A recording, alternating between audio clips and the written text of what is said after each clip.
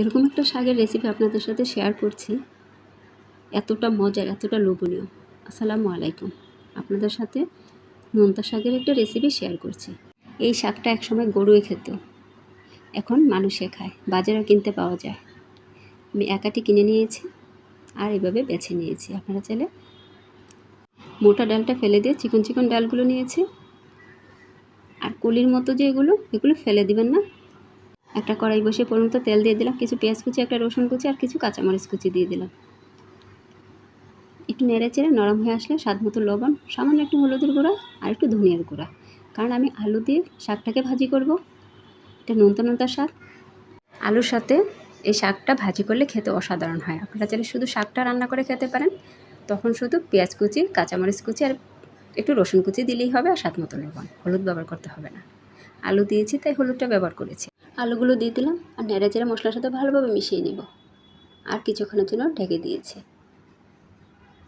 আলুগুলো 2-3 মিনিট ভেজে নিলেই হবে, কারণ শাক তো মিশিয়ে যায়। আলুগুলো সিদ্ধ হতে একটু সময় লাগবে, তাই আগেই ভেজে নিলাম। প্রায় ভাজা হয়ে গেছে। এখন কুচিয়ে রাখা শাকগুলো দিয়ে দিব। খেয়াল রাখতে হবে পুরো যেন না যায়, আস্তে আস্তে ভেজে নিতে হবে।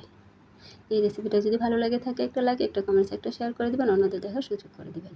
এই শাকটা এতটাই মজার, যারা খাননি বুঝতে পারবেন না, আর যারা খেয়েছে কমেন্টস করে অবশ্যই জানাবেন কতটা মজার। আমাদের এখানে নোনতা শাক বলে, কোন অঞ্চলে কী শাক নামে পরিচিত অবশ্যই কমেন্টস করবেন। শাকটা প্রায় হয়ে আসছে, আর চুলাটা লো হিটে রেখে শাকটাকে ভাজতে হবে। বুঝে শুনে লবণটা দিবেন, শাকটা একটু নোনতা নোনতা। এখন চুলাটা অফ করে দিব। কতটা লোভনীয় হয়েছে মাশাআল্লাহ, দেখেন। একবার হলো ট্রাই করে দেখবেন। এখন পরিবেশন করে নিব।